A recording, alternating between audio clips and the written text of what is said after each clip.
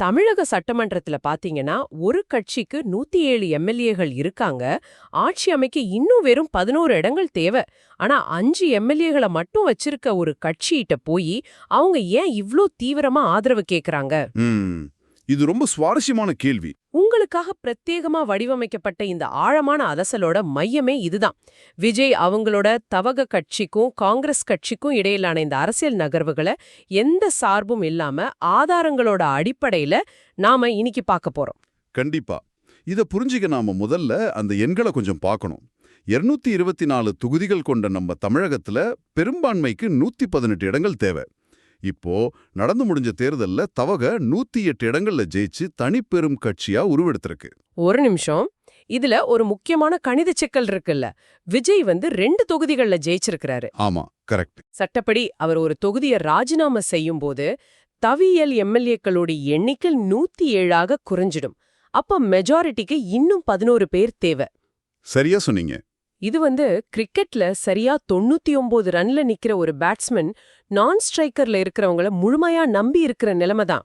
ஆனா அந்த நான் ஸ்ட்ரைக்கர் கிட்ட விஜய் என்ன எதிர்பார்க்கறாரு? திமுக கூட்டணியில வெறும் 5 பேரை மட்டும் வச்சிருக்க காங்கிரசிடம் விஜய் ஏன் இவ்ளோ தீவிரமா ஆதரவு கேட்கணும்? இது கொஞ்சம் லாஜிக்கா இடிக்குதே.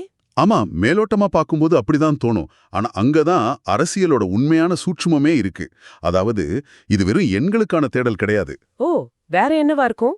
இப்போ தேர்தல் முடிவுகள் வந்ததும் ராகுல் காந்தி விஜய்க்கு ஃபோன் பண்ணி வாழ்த்து சொல்லியிருக்காரு இல்லையா? அப்போ அவரிடம் விஜய் நேரடியாகவே ஆதரவு கேட்டதா காங்கிரஸ் பொதுச் செயலாளர் கே.சி. வேணுகோபால் அதிகாரப்பூர்வமா உறுதிப்படுத்தியிருக்காரு. நிஜமாவா? அப்போ இது எண்களை தாண்டிய ஒரு பெரிய அரசியல் நகர்வுன்னு சொல்றீங்களா? ஆமா, 100%. ஆனா காங்கிரஸ் ஏற்கனவே திமுக கூட்டணியில வலுவா இருக்காங்களே, அவங்க ஏன் அந்த உறவை முறிச்சுக்கிட்டு விஜய்க்கு ஆதரவு தரணும்? அந்த 5 பேரை வச்சு விஜய் எப்படி 11 இடங்களை நிரப்ப முடியும்? பாத்தீங்கன்னா இத ஒரு உளவியல் ரீதியான வியூகமா நம்ம பார்க்கணும். ஒரு தேசிய கட்சிய ஆளுங்கட்சி கூட்டணியிலிருந்து பிரிச்சு தம்பக்கம் இழுக்கிறது புதுசா வந்திருக்கிற தவேகாவுக்கு மிகப்பெரிய தேசிய அளவிலான அரசியல் அங்கீகாரத்தை கொடுக்கும். ஓஹோ, அந்த மாதிரி ஒரு கணக்கா இது?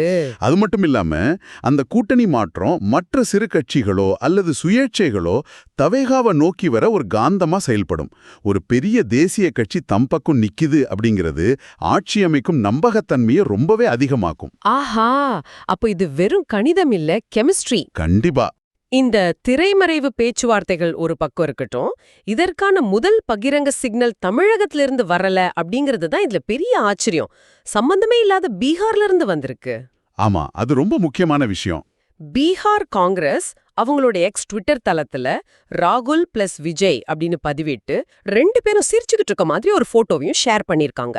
அதாவது ஒரு மாநில தேர்தல்ல ஜெயிச்சவருக்கு வேற மாநில காங்கிரஸ் பக்கம் வெளிப்படையா வாழ்த்து சொல்றது ரொம்ப வழக்கத்துக்கு மாறானது. ஒரு தேசிய தலைவர் வாழ்த்து சொல்றது இயல்பு. ஆனா பீகார் மாநில காங்கிரஸ் அதை கொண்டாடுறது கவனிக்கப்பட வேண்டிய ஒண்ணு. அந்த பதிவுக்கு பக்கத்துல ஒரு ஃபயர் எமோஜி வேற போட்டிருந்தாங்க.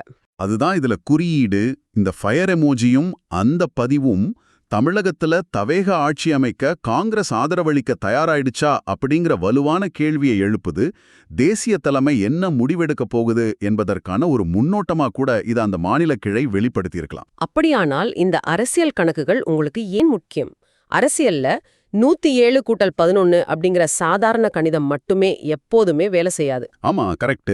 பல நேரங்கள்ல அது ராகுல் பிளஸ் விஜய் அப்படிங்கிற இந்த சிக்கலான கெமிஸ்ட்ரியை எப்படி சார்ந்திருக்கு அப்படிங்கறது இது நமக்கு காட்டுது. திரைக்கு பின்னால் நடக்கிற ஒரு சின்ன நகர்வு ஒட்டுமொத்த மாநிலத்தோட அதிகார மையத்தையே எப்படி மாற்றி அமைக்கும் அப்படிங்கிறதுக்கு இது ஒரு மிகச்சிறந்த உதாரணம். இந்த அலசலை முடிக்கும்போது உங்களுக்கான ஒரு கேள்வியை நாங்க விட்டு செல்றோம். சம்பந்தமே இல்லாத பீகார்ல இருந்து வர்ற ஒரு எக்ஸ் பதிவு தமிழ்நாடு அரசியல் களத்துல இவ்ளோ பெரிய விவாதத்தை ஏற்படுத்துதுன்னா, தேசிய கட்சிகளோட திரைமறைவு நகர்வுகள் எந்த அளவுக்கு மாநில அதிகாரத்தை தீர்மானிக்குது? சிந்திக்க வேண்டிய விஷயம். அந்த 99 ரன்னில் நிற்கிற பேட்ஸ்மேனுக்கு உண்மையில யார் உதவி செய்ய போறாங்க? இத பற்றி நீங்களே கொஞ்சம் ஆழமா யோசிச்சு பாருங்க.